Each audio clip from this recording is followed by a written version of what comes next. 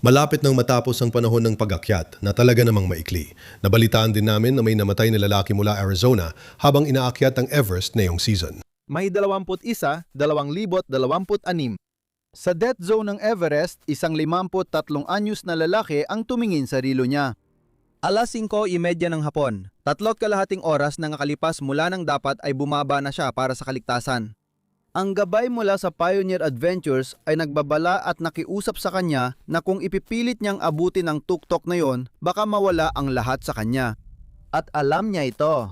Eksaktong isang taon na nakalipas, narating ng parehong lalaking ito ang Camp 3, napansin niyang may kakaiba sa kanyang pakiramdam at nagdesisyon siyang bumalik at umuwi ng buhay. Pero ngayon, matapos maipit sa loob ng 19 na araw, iba ang naging desisyon niya.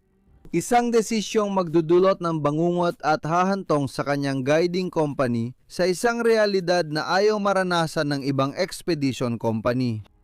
Bakit nilabag ng isang maingat na tao ang patakaran para lang magpatuloy umakyat? At paano naging isang nakakasakal at hindi matakasan na bitag ang 19 na araw na pagkaantala sa 2026 Everest season? Mula sa veteranong Sherpa na namatay bago pa magamit ang krampon sa yelo hanggang sa lalaking nakaligtas sa death zone ngunit napatay ng sariling salamin sa araw. Halos hindi ka panipaniwala ang mga unang pagkamatay sa Everest noong 2026 maligayang pagdating sa sukdulang hangganan. Kaya, bandang tanghali noong Mayo 4, 2026 silhakpa Dendi Sherpa ay kalmadong naglalakad papunta sa base camp ng Everest. Sa 51 silakpa ay hindi turista sa Everest na nais lang mag-check ng bundok sa listahan niya. Pag-akyat ay nasa dugo niya. Iyon ay dahil ipinanganak siya sa Gudel Sulukumbu, parehong rayon na nagluwal ng mga pinakadakilang Sherpa sa Everest. Bagamat hindi siya si Tenzing Norgay, si Lakpa ay mahigit 20 taon nang umakyat ng mas mataas kaysa karamihan. Nagkaroon siya ng 30 ekspedisyon sa buong Nepal mula 2001 at 6 na beses na siyang nakatayo sa tuktok na Makalu. Ang Makalu ay nasa 12 milya timog silangan ng Everest at ito ang ikalimang pinakamataas na bundok sa mundo na may taas na mahigit 27,800 talampakan. Naakyat na rin niya mismo ang Everest ng matagumpay noong 2017. Isa siyang veterano. Sa ekspedisyong ito, nagtatrabaho siya sa 7 Summit Treks, pinakamalaking ekspedisyon operator sa bundok. Ibig sabihin, magdadala siya ng mga banyagang kliyente paakyat at pababa ng pinakamataas na bundok ngayong season. Pero sa ngayon, naglalakad lang siya. Ang tinatahak niyang trail ay nasa pagitan ng Gorakshep, maliit na grupo ng Tihaw sa 17,000 talampakan papuntang Everest Base Camp. Isa itong daanan para sa mga naglalakad, hindi ito ruta ng pag-akyat. Mukha itong magaspang at mabato at hindi pantay, pero sa totoo lang, ligtas ito. Walang bumabagsak na tore ng yelo o malalalim na bitak sa ilalim ng tulay ng nyebe. Ang mga naglalakbay na turista ay dumadaan dito tuwing panahon ng tagsibol.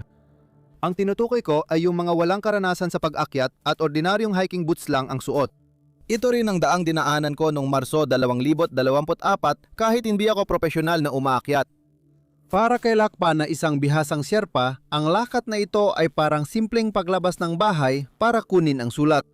Siguradong hindi siya hinihingal. Gusto lang niyang makarating agad sa base camp para masimulan ng ekspedisyon. Pero may di inaasahang nangyari. Sa normal, nakakaboring at ligtas na daan papuntang Mount Everest, basta na lang nadapa si Sherpa Dendi. Hindi ko rin alam kung bakit. Komplikado ang mga ulat tungkol sa eksaktong nangyari. Ang opisyal na pahayag mula sa kanyang employer, 7 Summit Treks, ay nagsasabing nawalan siya ng malay at namatay sa daan. Ayon sa liaison officer, basta na lang siyang nahulog, sabi sa lokal na media. Nag-imbestiga ang pulisya ng Nepal pero wala pa ring malino na sagot mula sa publiko. Ang hindi may kakaila ay isang lalaki na may 30 ekspedisyon at isang karerang ginugol sa mga lugar na talagang nagbanta sa kanyang buhay ay pumanaw bago pa man magsimula ang totoong pag-akyat. Kung iniisip mong trahedya at nakakabahala ang pagkamatay ni Lakpa, ang nangyari 6 na araw matapos yon ay nagdulot ng takot sa bawat veteranong umaakyat sa Everest. Dahil noong Mayo 10, 2026 isang 35 taong gulang na Nepali na umaakyat na nagangalang Brijay Girmire ang nasa Everest at ginagawa ng bawat seryosong umaakyat sa Everest sa mga unang linggo ng season. Ang plano niya ay umakyat mula base camp sa 17,600 talampakan pataas sa Khumbu Ice Fall papunta sa Camp 1 sa 19,900 talampakan at pagkatapos ay bumaba muli. Ito ang tinatawag na acclimatization rotation kung saan sinasanay ang katawan para sa aktwal na akyatan. Akyat ka, pahirapan mo ang katawan mo sa matataas na lugar at bababa ka ulit. Pagkatapos, akyat ka pa ng kaunti at bababa ulit. Sa bawat pagkakataon, gumagawa ang katawan ng mas maraming pulang selula ng dugo para mas maraming oxygen ang makuha mula sa manipis na hangin. Kung gagawin mo ito ng paulit-ulit, magiging sapat ang lapot ng dugo mo para gumana sa taas, na lampas 26,000 talampakan kung saan ang hangin ay may isang katulang ng oxygen kumpara sa nasa antas ng dagat. Hindi ito magarbo, pero kailangan. At alam iyon ni BG Girmire. Dahil kahit mukhang simple lang siya, may kakaibang kasaysayan si BG sa pag-akyat. Una sa lahat, mahirap makahanap ng katulad niya rito. Siya ang unang dalit na nakaakyat sa tuktok ng Everest. Kung di mo kilala ang dalit, sila ang pinakamababa sa caste system ng Nepal. Naranasan nila ang maraming henerasyon ng diskriminasyon, kakaunting akses sa edukasyon at oportunidad. Hadlang na hindi madaling mabasag ng karamihan. Ang lalaking ito, isa sa kanila ay nabasag ang pinakakitang-kitang hadlang. Nakatayo siya sa tuktok ng mundo hindi lang isang beses kundi 3 beses noong 2016, 2019 at 2023. Dinodokumento niya ito sa YouTube bilang isang sikat na YouTuber na ibinabahagi ang kanyang pag-akyat para mapanood ng lahat. Nang umalis si BJ para sa kanyang acclimatization rotation, noong Mayo 10 inaasahan na magiging normal lang ito para sa kanya. Walang pumansin sa kanyang pag-akyat. Bagamat delikado ang Khumbu Icefall dahil sa avalanche at gumuguhong mga tor ng yelong kasinlaki ng mga gusali ng opisina, may isang tao na nakaranas ng mas matinde pa. Asahan mong makakalampas siya ng walang galos. Si Brijay Girmire ay ligtas na nakatawid sa icefall at nasa kaligtasan ng Camp 1 sa taas na 10,900 talampakan noong umaga ng Mayo. Sampo nang biglang makaramdam ng kakaiba ang kanyang katawan. Mas mabigat ang binti niya kaysa normal sa taas na ito. Ang kanyang paghinga na dapat kontrolado at tuloy-tuloy para sa lalaking nagawa na ito ng 3 beses ay naging maiksi at parang basang hindi nakakabusog ng hangin. Siguro sinabi niyang matatapos din ito. Karaniwan lang makaramdam ng kakaiba ang umaakyat dito. Pero pagkatapos, umiikot ang ulo niya. Ang mga tour ng yelo, tent at kamay niya, pati lahat ng nakikita niya ay nagsimulang maghalo-halo. Una, malinaw pa ang mga hugis, tapos naging malabo, tapos tuluyang dumilim. Bumagsak siya sa lupa. Si Bijay ay nakakaranas ng high altitude pulmonary edema. Kapag mababa ang oxygen sa matataas na lugar, naglalabas ng likido ang mga ugat sa baga mo diretso sa air sac. Ang mga maliliit na bulsang ito na karaniwang nagpapalitan ng oxygen papunta sa iyong dugo. Kapag napuno ng likido ang mga sac imbes na hangin, parang tubig ang bawat hininga mo. Ang mga baga mo ay nalulunod mula sa loob. Kapag kulang ang oxygen sa dugo papunta sa puso, hihinto ang pagtibok nito. Ito ang pinakakinatatakutang medical na bangungot ng bawat umaakyat. Nilapitan agad siya ng mga kasama at sinunod ang tamang emergency protocol. Nagbigay sila ng oxygen at agad inalerto ang base camp. Ang tanging lunas sa hape ay agad na bumaba at makakuha ng mas maraming oxygen sa dugo bago tuluyang mawalan ng magagamit ang puso. Pero ang pagbaba ng isang lalaking hindi na kayang kumilos mula Camp 1 patawid sa Khumbu Icefall sa gabi ay hindi madaling operasyon. Ang ruta ay parang mas ng mga bitak, hagdan, kumugong sirak at mga nakapirming lubid sa gitna ng lubos na kadiliman. Bumalaw ang grupo niya sa bilis na pinapayagan ng bundok. Hindi yun sapat kabilis. Namatay si Brijay Girmire habang bumababa papuntang base camp. 35 taong gulang lang siya. Ang bigla niyang pagkasakit ay nagdulot ng takot sa mga umaakyat. Dahil kung ang isang ganap na malusog, bata at 3 beses nang nakaakyat sa tuktok ay basta na lang mamamatay dahil sa altitude sickness, sino pa ba ang ligtas?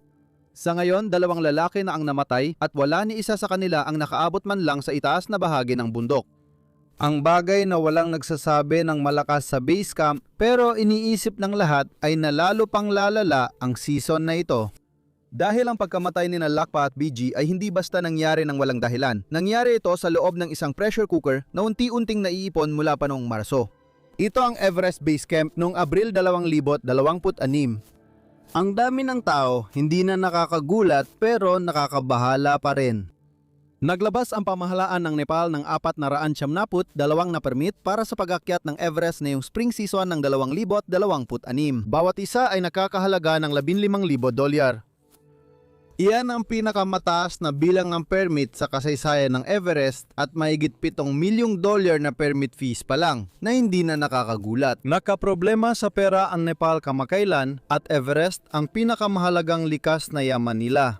Makatuwira na naglabas ang Department of Tourism na mas maraming permit na yung tagsibol kahit na magdulot ito ng pagsisiksikan sa pinakabanal na bundok ng Nepal tuwing holiday weekend. Ngayon, isama mo pa ang mga Sherpa. Ayon sa batas, kailangang may kasamang Sherpa ang bawat banyagang umakyat. Kadalasan, ang mga premium na operator ay gumagamit ng 2 o 3 kada kliyente, kaya mas maraming tao ang umaakyat. Isang fixed rope lang ang ginagamit ng halos 1,000 katao sa isang bundok, lahat sila ay dumadaan sa infrastrukturang hindi pa kailanman nakaranas ng ganong karaming tao. Kaya hindi na dapat ikagulat na noong 2026 may nangyaring hindi inaasahan. At ang kabalintunaan, hindi ang kagamitan ng nasira, kundi ang bundok mismo. Noong Abril 8, ang mga Icefall Doctor, espesyal na team na nag-aayos ng ruta sa Khumbu Icefall ay direktang nakaranas ng malungkot ngunit inaasang problema based sa trend ng panahon. Mayroong nakabitin na serak na blok ng yelo mula sa glacier, mga 100 at 80 talampakan ang haba at 100 at 20 talampakan ang lapad na aktibong nabibitak at gumagalaw at nakapwesto mismo sa tanging ruta na meron sila sa Icefall. Singlaki ito ng gusaling 10 palapag at gumagalaw pa. Kapag bumagsak ang blok habang may umaakyat sa ilalim, siguradong masasawi lahat ng nandoon. At malungkot mang isipin, nangyari na ito noon noong 2014 nang bumagsak ang isang serap at nagdulot ng avalanche na pumatay sa 16 na Sherpa. Ayaw nang maulit ang malagim na trahediya ng avalanche noong 2014 kaya tuluyang isinara ng mga otoridad ang ruta. Isa itong matalinong desisyon. Ang problema, malaking abala ito sa usaping lohistika. Sarado ang ruta sa loob ng 19 na araw habang sinisikap nilang maglatag ng mas ligtas na ruta. Habang nagtatrabaho sila, nagdulot ang pagkaantala ng matinding, nakamamatay na siksikan. Mahigit 400 na mga umaakyat kasama ang mas malaking bilang ng mga support staff ay epektibong naipit sa base camp ng Everest. Nasira ang kanilang maingat na planong routine ng pag-aaklimatisa dahil hindi mo pwedeng akyatin ang Everest ng isang diretsuhan lang. Naupo lang sila roon, unti-unting nauubos ang mahal na oras ng ekspedisyon, oxygen at tatag ng loob habang dumadaan ang makitid na panahon ng magandang klima na bihirang ibigay ng Everest tuwing tagsibol. Agad nagmadali ang mga pinuno ng ekspedisyon para mag-adjust sa pagkaantala. Ipinapadala nila ang mga kliyente sa kalapit na bundok para masanay sa taas. Ang iba ay naghihintay lang, pinagmamasda ng serak sa itaas at tinatantiya kung gaano karaming oras ang nasasayang. Pero bakit nga ba naroon ang serak na yon sa simula pa lang?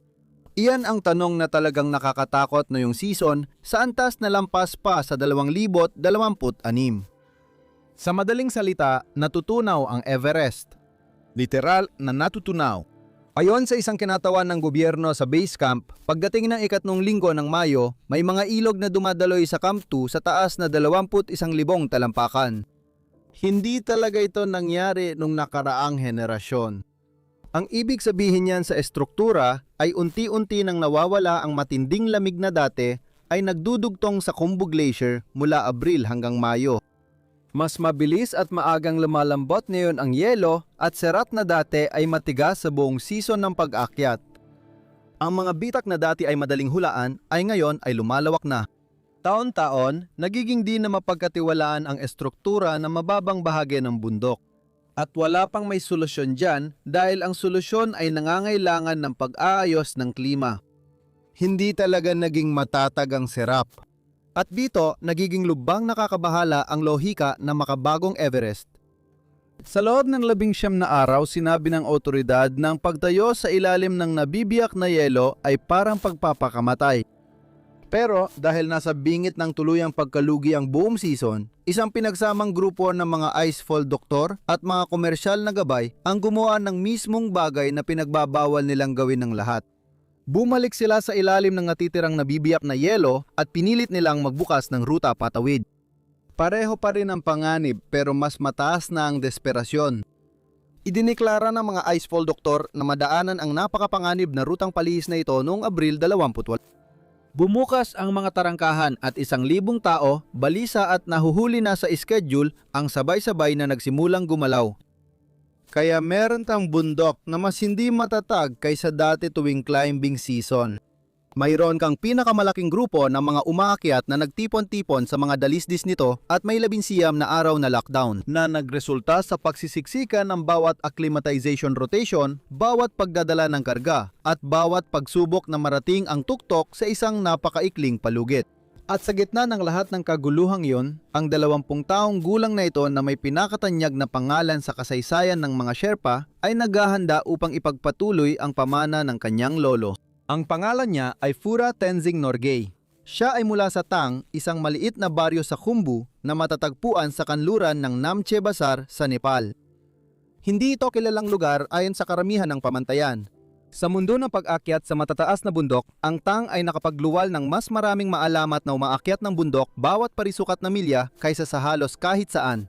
Gaya ni na Apa Sherpa, Mingma Sherpa at pinakakilala sa lahat ang lalaking tinawag ng mundo ng pag-akyat bilang Snow Leopard, si Angrita Sherpa. Si Angrita ay lolo ni Pura at sa totoo lang, isa sa pinakamatitibay na Sherpa na nabuhay. Mula 1,983 hanggang 1,976 beses niyang inakyat ang Mount Everest nang walang dagdag na oxygen. Noong 1,987 naabot ni Ang tuktok ng Everest sa taglamig ng walang oxygen sa sobrang lupit ng kondisyon na kahit ang karamihan sa mga modernong umaakyat ay hindi susubukan ito kahit may bagong gamit. Ibig kong sabihin ito ng literal. Hindi na naulit ang gawaing iyon.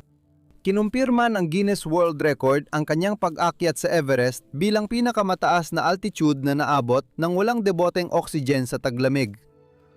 Pinaranggalan siya ng Nepal ng 2 pambansang parangal at binigyan siya ng mundo ng pamumundok ng palayaw na Snow Leopard. Pagkatapos magretiro, si Angrita ay kinilala sa mga umaakyat ng bundok bilang isang taong tila lampas sa karaniwang hangganan ng tao, ang tibay ng baga at pagtitiis niya sa sakit habang ang kanyang lahi ay patuloy na umaakyat. Nagkaanak na rin ng lalaki ang bunsong anak niyang si Purang Nuru Sherpa. At ang batang iyon, si Purang Gyaltsen, ay nasa bundok na ito noong 11 ng Mayo, 2026, sinusubukang patunayan ang sarili niya. Hindi katulad ng ama niya, kakaiba ang landas ni Purang sa pag-akyat. Bago pa man siya makahawak ng fixed rope sa Everest, nag-aral muna siya bilang monghe at nagtagal sa isang monasteryo. Hindi malinaw kung bakit niya iniwan ang buhay na iyon at umakyat sa bundok. Ilan sa mga malalapit sa kanya ay naglarawan sa kanya bilang tahimik, may malalim na pananampalataya at disiplinado kahit sa pamantayan ng mga Sherpa. Anuman ang natutunan niya sa monasteryo, dinala niya yon sa trabaho sa matataas na bundok. Nagtrabaho siya bilang gabay sa Austria ng isang season, nag-ipon ng technical na karanasan sa bundok ng Europa at noong 2025 sa unang taon niya sa Everest, naabot niya ang tuktok sa edad na 19. Ang 2026 sana ang taon kung saan ang kaba ng unang season ay mapapalitan ng kumpiyansa ng isang taong nakaakyat na sa tuktok ng mundo. Noong gabing may 11 halos handa na si Purang Gyaltsen para sa isa pang karaniwang pag-akyat sa Everest. Kasama siya sa grupong Sherpa na nagdadala ng supply paakyat sa Lhotse Phase papuntang Camp 3 bilang paghahanda para sa mga kliyenteng nahuhuli na sa schedule. Ito ang hindi kaakit-akit ngunit lubos na mahalagang trabaho ng mga Sherpa na nagpapangyari sa pag-abot ng tuktok ng Everest. Malamang nagtataka ka kung bakit siya umaakyat sa gabi. Nagtaka rin ako nang malaman ko ang kwentang ito. Ang pag-akyat sa gabi sa halos patayong yelo sa taas na 23,000 talampakan ay parang kabaliwan. Ang kakaiba rito ay gabi ang pinakaligtas na oras para akyatin ang Lhotse Face. Kapag nasikatan ng araw ang yelo, lumalambot ang ibabaw nito. Ang matigas na nyebe sa alas 4 ng umaga ay lumalambot at gumagalaw tuwing tanghali. Kaya halos palaging umalis sa gabi ang mga Sherpa na nagdadala ng mga kargang supply. Oo, mabagsik ito pero mas ligtas o dapat ay ganoon. Umalis sina Fura at grupo niya sa Campo 2 ng alas 7 ng gabi. Hindi tulad na naranasan ni Ilhakpa kanina, ang Lhotse Face ay hindi talaga hiking trail. Isang pader ng asul na yelo, nakatagilid sa mahigit 50 degrees kasing tigas ng semento at sobrang lamig na kayang pasuin ang balat sa ilang segundo. Parang umaakyat ka ng isang nagyelong salaming gusali sa taas na 23,000 talampakan sa sobrang bilim habang humihinga gamit ang isang straw. Sa ganung kataas, bawat galaw mo ay nagiging mechanical. I-clip, hakbang, huminga, ulitin. Madalas, ang pagkakamali doon ay hindi lang nagdudulot ng pilay sa paa. Nagtatapos ito sa mabilis na pagbagsak. Si Fura at ang mga Sherpa ay dahan-dahang umakyat sa dilim gamit ang headlamp na sumasalamin sa yelo. Bawat isa sa kanila ay may dalang mabibigat na kargada na nakatali sa kanilang mga likod. Mga bote ng oxygen, tent, lubid, kalan at pagkain. Umakyat sila ng ilang oras. Sa itaas nila, ang Campo 3 ay nakadikit sa bundok na parang hanay ng kahel na pilat sa dalisdis.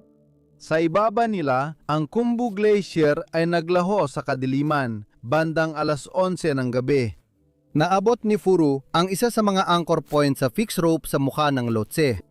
Para maintindihan ang nangyari, kailangan mo munang malaman paano gumagana ang fixed rope system. Bago umakyat ang sinumang kliyente o Sherpa sa itaas ng base camp, may isang espesyal na grupo na tinatawag na rope fixers na nauuna sa lahat at mismong nagbabaon ng anchor bolt sa bato at yelo sa mga pag-itan ng buong ruta. Pagkatapos, ipinapadaan nila ang makapal na static rope sa mga anchor na yon mula sa ibaba ng Lhotse Face hanggang sa South Col sa taas na 26,000 talampakan. Nandun pa rin ang lubid buong season. Hindi ito pulley system, hindi ka nito maililipat. Ang ginagawa nito ay nagbibigay sa bawat umaakyat sa bundok ng mapagkakabitan nila para kung madulas man sila, hindi sila mamamatay. Ang gamit na pangkabit mo rito ay tinatawag na Jumar. Metal clamp ito na kumakapit sa lubid, malayang dumudulas pataas, ngunit humihigpit kapag may bigat mula sa ibaba. Ikakabit mo ito sa harness gamit ang maikling tali, kaya mula noon, konektado ka na sa bundok. Ang pagdulas, nauuwi na lang sa isang biglang hatap at kaunting kahihiyan. Kung wala ito, ang parehong pagdulas ay magiging pagbagsak, pababa sa 50 degree na pader ng yelo sa taas na 23,000 talampakan. Bawat umakyat sa Lhotse, Face noong gabi niyon ay nakakabit sa simula, pero narito ang isang hindi maiwasang problema sa fixed rope system. Ang lubid ay nakakabit sa bundok sa regular na pagitan at kapag may umaabot sa anchor bolt, kailangang gawin ang parehong sunod-sunod na aksyon. Tanggalin ang Jumar mula sa lubid sa ibaba ng anchor, ilipat ito sa itaas ng anchor at ikabit ulit.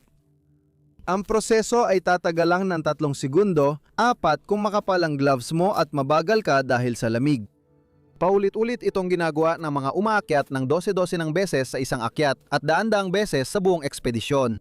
Muscle memory na ito.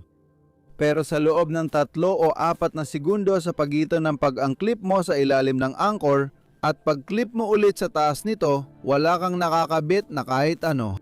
Nandyan lang ang lubid. Nandyan lang ang harness mo. Pero hindi sila nakakabit sa isa't isa. Kung ilalabas mo ang mga paa mo sa puwang na yan, wala nang hahadlang sayo at kung gaano kalayo ka dadalhin ng bundok. Bandang alas 11 ng gabing iyon, nabot ni Fura ang anchor point. Tinanggal niya sa kabit ang lubid niya ng 3, mga 4 na segundo. Wala siyang proteksyon, parang taong nakatayo sa yelo na walang gamit. Ikabit lang niya ulit ang lubid sa anchor para maging ligtas siya. Pero sa sandaling iyon, sa mismong sandaling yan sa dilim, habang may mabigat na bag sa likod niya, nadulas si Fura. Habang walang nakakaalam ng totoong nangyari noong gabing yon, dito lumitaw ang seryosong problema sa fixed rope system. Nahulog siya mula sa gilid ng bundok. Nahulog si Fura ng mga 1,300 talampakan pababa ng bundok at napahinto sa isang bitak sa pagitan ng Camp 2 at Camp 3. Ang mga kasamahan niyang umalis kasama niya mula sa Camp 2, 4 na oras na ang nakalipas at umaakyat din sa parehong pader ay napanood na lang siyang mahulog sa liwanag ng kanilang mga headlamp. Wala silang nagawa. Pagkatapos niyang tumigil, sinundan siya ng mga kasamahan niya. Sa gabi, sa mataas na lugar, bumaba ang mga lalaki sa bitak para hanapin siya. Sa tingin ko, walang sapat na salita para ilarawan kung gaano katindi ang tapang na ipinakita nila. Nagawa nilang hilahin ang kanyang katawan mula sa bitak at nagbigay ng agarang lunas, ngunit huli na ang lahat. Hindi na niya malalampasan ang pinsalang nakuha sa pagbagsak. Idiniklarang patay siya sa pinangyarihan ng insidente. Pinababa siya ng team papuntang Kampo 2 at dumating ang helicopter para sa kanya sa umaga. Ganoon na lang, nawala na ang apuan ng Snow Leopard at hindi pa nga nagkaroon ng pagkakataon ang mga umaakyat na subukan ng tuktok. Sa totoo lang, pagsapit ng kalagitnaan ng Mayo 2026, parang isang malaking sakuna ng season ng Everest na ito. 3 katutubong profesional ang nasawi. Nakasara ang ruta ng 19 na araw at wala ni isang tao ang nakaakyat sa tuktok dahil sa lagay ng panahon matapos muling buksan ng ruta. Kung may pagtatangkang umakyat sa tuktok, tiyak na magiging minadali ito. Alam ng mga may kaalaman sa madilim na kasaysayan ng Everest na ang siksikang pag-akyat sa tuktok ay tila linya ng kamatayan na naghihintay lang mangyari. At para sa dalawang umaakyat, ganun nga ang nangyari. Pag-usapan natin yan mamaya. Naisip ko kung sa puntong ito, may tumigil ba para itanong kung naibigay na ng bundok ang sagot nito dahil may kakaibang pattern si Everest na paulit-ulit na nangyayari sa kasaysayan. Habang tumitindi ang pressure sa ruta, mas parang pinaparusahan ng bundok ang pagmamadali. Ang pagkantala ay sanhi ng siksikan na nagdudulot ng desperasyon. Ang desperasyon ay nagtutulak sa tao na baliwalain ang mga babalang dati nilang sinusunod sa mas mababang altitude. At pagsapit ng Mayo, 20 ang presyon sa loob ng base camp ay naging napakalaki. Ang mga kliyente ay gumastos ng mula $40,000 hanggang mahigit $100,000 para makarating dundon. Karamihan sa kanila ay may trabaho, sponsor, media obligations at limitadong oxygen na nakaayon sa masisikip na schedule. Umaasa ang mga operator na ekspedisyon ng kanilang kita sa matagumpay na pag-akyat sa tuktok. Ang mga Sherpa na nawalan ng kaibigan at katrabaho ay may mga team pa ring umaasa sa kanila para magpatuloy sa pag-akyat. Kaya nang makita ng mga tagataya ng panahon ng isang magagamit na weather window noong Mayo 20, 2026 sumugod ang lahat ng tao sa bundok. Halos 500 na umaakyat at Sherpa ang nagtungo sa tuktok sa makakasunod na alon gamit ang South Col na ruta. Ang mga headlamp ay parang kumikislap na ugat sa bundok sa dilim.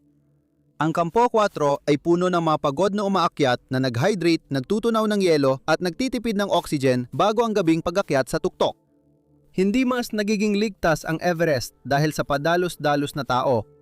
Pagsapit ng 8:30 ng gabi noong Mayo 11, 2026 ang mga unang grupo ng umaakyat ay nagsimula ng umalis sa South Col at naglaho sa dilim sa itaas ng Kampo 4. Sa taas na 26,000 talampakan, walang madaling paraan para simulan ang pag-akyat sa tuktok. Hindi ka nagigising ng presko dahil hindi ka rin talaga nakatulog. Nakahiga ka lang sa nagyayelong tent, pinapakinggan ang hangin na parang winawasak ang tela habang unti-unting inuubos ng katawan mo ang sarili nitong kalamnan para mapanatiling gumagana ang mga organo. Kapag oras ng umalis, bawat kilos ay pakikipagbuno sa pagod, lalo na kapag pagod. Isinasara mo ang downsuit, pinipilit isiksik ang namamaga mong paa sa nagyayelong bota, sinusuot ang crampons gamit ang makakapal na guwantes habang nanginginig sa lamig ang mga daliri. Pagkatapos, isusuot mo ang oxygen mask sa mukha mo. Mula sa sandaling iyon, lumiit ang buong mundo mo sa paulit-ulit na huni ng regulator at sa maliit gumagalaw na bilog ng liwanag na nagmumula sa iyong headlamp. Karaniwan, ang pag-akyat sa death zone ay isang napaka-isolated na karanasan. Noong gabi ng Mayo 11 habang umaakyat ang mga climbers at sulok na bahagi papunta sa balcony, hindi sila pumapasok sa mapanglaw na kawalan. Sila ay tumutuntong sa isang mabagal na gumagalaw na conveyor belt ng pagdurusa ng tao.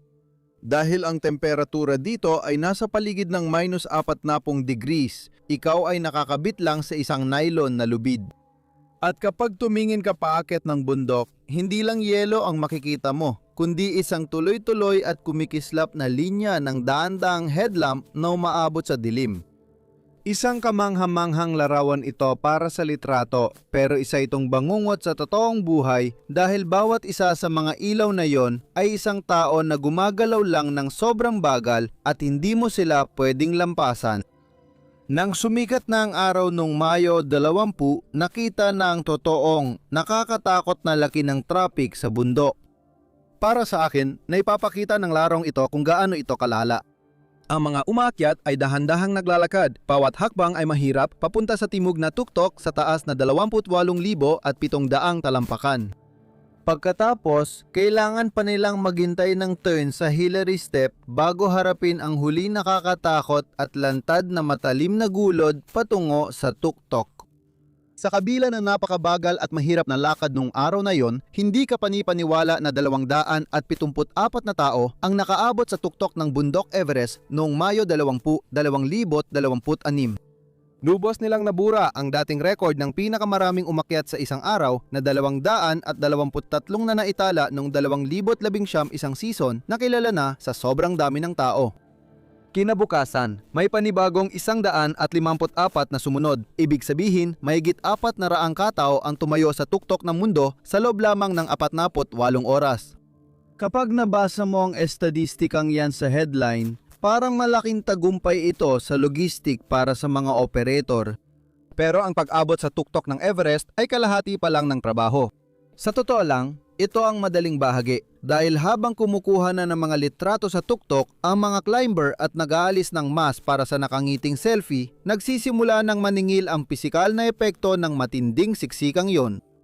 Para sa isang partikular na kumpanya ng mga gabay sa pag-akyat na tinatawag na Pioneer Adventures, ang 24 na oras na yugtong ito ay naging isang ganap na bangungot dahil muntik na nilang mawalan ng dalawang pinakabeteranong kliyente ng sunod-sunod. At isang trahedya na magkaugnay ng husto na parabang nakasulat sa script. Ang una ay isang 46 na taong gulang na profesional sa teknolohiya mula sa Arizona na nagngangalang Sandeep Are. Si Sandeep ay principal architect sa Phoenix, Arizona.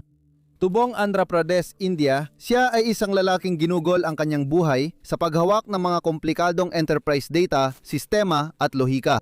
May MBA sa finance at 20 taon ng pamumunong technical, hindi mo mararating ang kanyang antas kung hindi mo alam kung paano tasahin ang panganib at isakatuparan ang isang masusing plano. At hindi lang siya basta nagising isang araw at nagpasya na bilhin ang kanyang daan paakyat ng Everest. Seryosong endurance athlete si Sandeep. Isang lalaki ito na ilang beses nang tumawid sa Grand Canyon mula gilid sa gilid.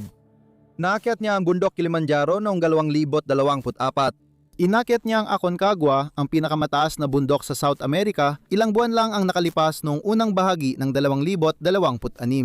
Ginawa pa niya ang Everest Base Camp at Lobuche East Treks noong nakaraang taon para makaangkop ang katawan niya sa Himalayas.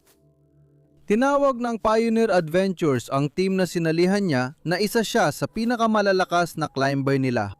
Nagpursige siya at noong alas 11 ng umaga, Mayo 20, nagbunga ang kanyang pagsisikap. Tumayo si Sandeep sa tuktok ng bundok Everest. Pero ang sumunod ay parang eksena sa pelikula. Habang nakatayo sa ibabaw ng mundo, gusto ni Sandeep na idokumento ang sandali. Inalis niya ang goggles para magpicture habang hawak ang mga bandila. Doon nagsimula ang lahat ng problema. Ang pagtanggal mo ng salamin para sa litrato sa dagat ay simpleng bagay lang. Sa taas ng 29,000 at 32 talampakan, napakalaking panganib nito. Doon sa itaas, sobrang nipis ng atmosfera kaya halos wala itong naibibigay na protection laban sa ultraviolet na radiation ng araw. Kapag tumama ang purong, hindi nasasala na UV light sa nakakasilaw na puting nyebe at direktang nagre-reflect sa hindi mo protektadong mga mata, maaari nitong sunugin ang ibabaw ng iyong cornea. Isinuot muli ni Sandeep ang kanyang goggles at nagsimulang bumaba pero nagawa na ang pinsala. Malamang hindi niya agad naramdaman. Ang mekanismo ng snow blindness ay hindi agad napaparusa sa mga umaakyat. Tahimik na sinisipsip ng kornea ang radyasyon. Sa loob ng 1 o 2 oras, parang walang mali. Pagkatapos, nakakaramdam ka ng hapdi at parang nasusunog ang mga mata mo. At yan mismo ang nangyari. Sa isang bahagi ng pagbaba na yon, ang paningin ni Sandeep ay naging puti tapos ay nagdilim. Hindi niya mabuksan ang mga mata dahil sa matinding sakit na nagpapaatras sa katawan. Naipit siya sa death zone sa itaas ng Camp 4, taas 27,000 talampakan sa bundok na nakapatay na ng 12-12 ng malalakas at malulusog na tao. Si Sandeep ay naipit. Hindi na siya makagalaw. Dahil nahinto siya, napilitan siyang manatili ng mas matagal sa death zone sa taas na 29,000 talampakan.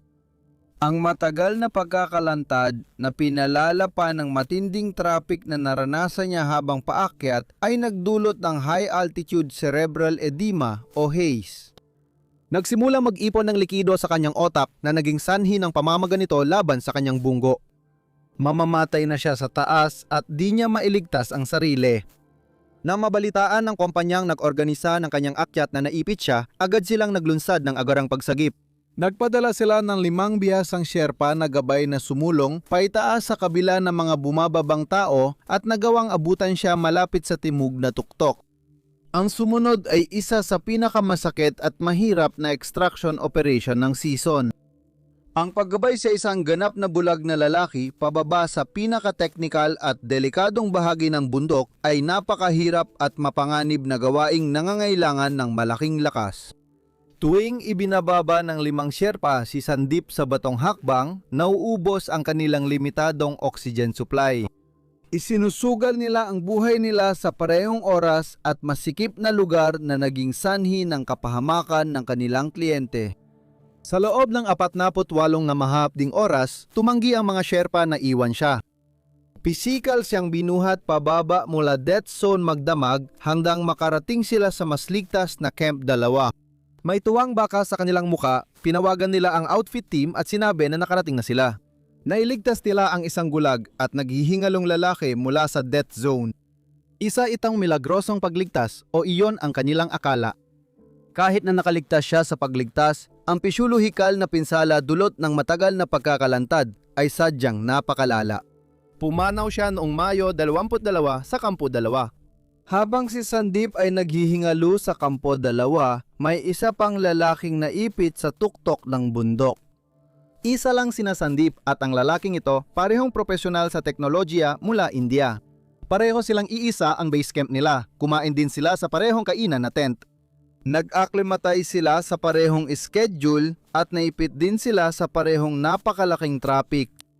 Halos siguradong nagbatingan sila ng swerte habang naghahanda para sa kanilang pag-akyat sa tuktok. Sa loob ng 24 na oras, pareho nilang naranasan ang problema sa Everest. Mabilis na liko. Bawat buwan may kwento na hindi napupunta sa YouTube. Nandyan yon kung gusto mo. Patreon, link sa ibaba. Na yon, sana nga ba tayo? Ang pangalan niya ay Arun Kumar Tiwari. Siya ay 53 taong gulang na senior IT professional mula sa Hyderabad. Di tulad ng karamihan na umaayat sa Everest na bumibili lang ng permit at umaasa sa guide, si Arun ay tunay at bihasang mountaineer. Aktibo niyang tinatapos ang 7 summits, ang pinakamataas na bundok kada kontinente. Naakyat na niya ang Denali, pinakamataas na bundok sa Hilagang Amerika. Naakyat niya ang bundok Elbrus sa Rusya. Nakatayo na siya sa tuktok ng Kilimanjaro sa Africa at Aconcagua sa South America. Ito ay lalaking nakakaintindi ng bundok. Mas mahalaga, naunawaan niya ang sarili niyang katawan. Noong nakaraang taon lang, noong 2025, sinubukan ni Arun akyatin ang Everest. Binayaran niya ang mga bayarin, nag-training siya at umakyat siya hanggang sa mga 23,600 talampakan bandang Camp 3. At habang nandun siya sa itaas, napansin niyang may hindi tama. Mabagal siyang maglakad. Hindi nakakabawi ang katawan niya mula sa mga acclimatization rotation. Ngayon, kapag gumastos ka ng $10,000 at ilang taon ng buhay mo sa paghahanda para sa isang tiyak na layunin na ito, napakalakas ng psikolohikal na pagnanais na ituloy pa rin.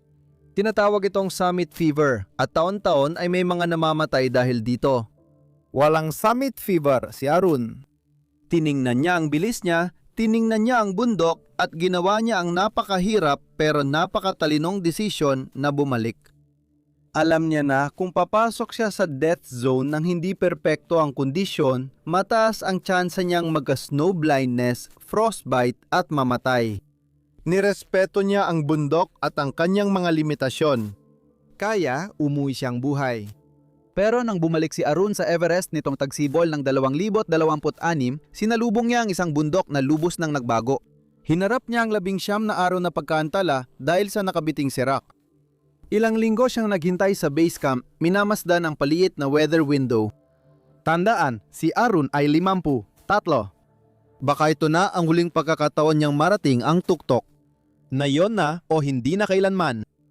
Nang bumukas ang ruta, nadala siya ng malaking alon ng mga desperadong umaakyat na nagsisiksikan sa masikip na daanan. Noong Mayo 21, Huwebes, sinimula ni Arun ang pagsubok marating ang tuktok. Pero naipit siya sa eksaktong parehong mabagal at nakakainis na traffic na pabagsak kay Sandip noong nakaraang araw. Bawat hakbang paabante ay nangangahulugan ng paghihintay sa pila. Ang bawat minutong paghihintay ay bawas sa natitirang oxygen. Sa huli, natupad ni Arun ang kanyang pangarap. Naabot niya ang tuktok ng bundok Everest bandang alas 5:30 ng hapon. Kung di ka pamilyar sa oras ng pagbalik sa Everest, tandaan na karamihan sa kilalang leader ng ekspedisyon ay may mahigpit na patakaran. Kung hindi ka pa nasa tuktok, pagsapit ng 1:00 o alas 2 ng hapon sa pinakalate, kailangan mo nang bumalik. Simple lang ang matematika nito. Kung makarating ka sa tuktok ng alas 5:30 ng hapon, siguradong mangyayari ang buong pagbaba mo sa gitna ng gilim. Ang temperatura sa paligid ay babagsak ng 20 o 30 degrees sa sandaling lumubog ang araw sa likod ng abot tanaw.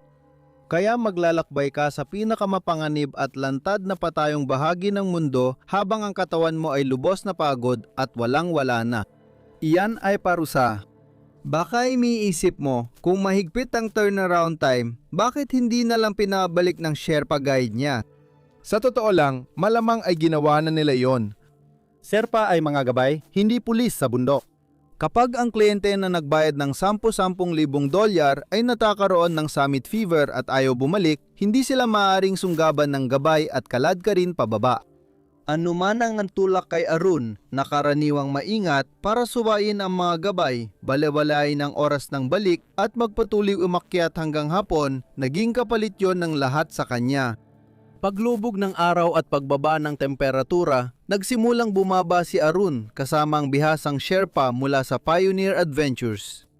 Binuksan nila ang headlamp nila. Sobrang ramdam na nila ang pagod. Mahigit 16 na oras na siyang umaakyat hanggang dito. Habang papalapit siya sa hakbang ni Hillary, bumigay na ang kanyang katawan. Tandaan, ang hakbang ni Hillary ay isang 40 talampakang patayong bangin ng matutulis na bato at yelo na matatagpuan sa taas na 28,700 talampakan. Mahirap umakyat dito. Nakakatakot bumaba dito sa dilim, paatras habang suot ang crampons at oxygen mask. Malapit sa hadlang, nagsimulang magsuka ng dugo si Arun. Ganito ang itsura ng high altitude pulmonary edema sa taas na 28,700 talampakan sa dilim. Ang likido sa kanyang baga ay umabot na sa puntong sinusubukan ng katawan niyang ilabas ito sa tanging paraan na kaya nito. Ito rin ang kondisyon na ikinamatay ni Busy Gumire sa ibabang bahagi ng bundok ilang araw na ang nakalipas. Pero hindi tulad ni Busy na nasa mas mababang bahagi ng bundok nang siya ay tamaan ng HAPE, si Arun ay nasa taas na 28,700 talampakan. Nasa dilim siya at lubos na siyang naubusan ng lakas. Agad na tumawag ng tulong ang kanyang Sherpa. 3 pang gabay na malapit doon ang iniwan ang kanilang ruta para tumulong. Desperadong sinubukan ng 4 na Sherpa na gabay na patatagin siya. Tinulungan nila siyang manatiling gising at bumaba. Pero maging totoo tayo, hindi mo kayang hilain pababa ang isang walang malay at naghihingalong tao sa isang 40 talampakang patayang bato sa dilim. Sa kabila ng masigasig at bayani nilang pagsisikap, hindi na siya na-revive ng mga Sherpa. Si Arun Kumar Tiwari ay namatay mismo doon sa niebe malapit sa Hillary Step. Nananatili pa rin doon ang kanyang katawan hanggang ngayon. Ang pagkuha ng katawan mula sa Hillary Step ay isa sa pinakakomplikado at delikadong operasyon sa mundo. Kailangan dito ang dedikadong Sherpa na handang isugal ang buhay sa death zone para mahukay at ibaba ang nagyelong katawan mula sa yelo ng libu-libong talampakan. Umabot ito ng mahigit $100,000 kaya mas pinipili ng maraming pamilya at pamahalaan ng Nepal na iwan na lang ang mga namatay sa bundok kaysa isugal ang buhay ng iba para mabawi ang katawan. Ipinakita ng season ng 2026 kung gaano na talaga nagiging hindi mahulaan ang Everest. Hindi ka maililigtas ng iyong mga nakaraang karanasan. Hindi ka po protektahan ng reputasyon ng iyong lolo. Kahit ang simpleng pag-akyat sa base camp ay maaring ikamatay at ang mga paghahanda para mabuhay sa taas na 29,000 talampakan ay nagsisimula ng tuluyang bumigay sa bigat ng komersyal na ambisyon at pagbagsak ng klima. Pero may pag-asa dahil ang gobyerno ng Nepal ay nasa huling yugto na ng pagpasa ng isang malawakang bagong mandato. Malapit na, kailangan munang matagumpay na makaakyat sa isang bundok na 23,000 talampakan sa Nepal bago makapag-apply ng permit sa Everest. Layunin nitong salain ang mga walang karanasan at tiyaking alam ng papasok sa death zone kung paano tumutugon ang katawan nila sa matataas na lugar bago makarating doon. Kung mas ligtas nga ba ang bundok dito o bagong patakaran lang para kumita ang lokal na trekking economy, hindi pa natin alam. Pero isang bagay ang sigurado, sa Everest, hindi mo kayang bilhin ang kaligtasan. Ang bundok ang laging may huling salita. May isang pagkakatulad ang mga namatay sa Everest noong 2026. Lahat sila ay namatay habang hinahabol ang kanilang mga pangarap. Pinamunahan ng Sherpa ang 3 Ukrainian paakyat sa tuktok ng Everest para mag-shoot ng promotional video. Nagtagumpay siya pero nang siya ay bumagsak habang pababa at kailangan niya ng tulong nila para mabuhay. Ang ginawa nila pagkatapos ay isa sa pinakamasamang pagtataksil sa Sherpa sa Everest. Huwag palampasin ang susunod na video.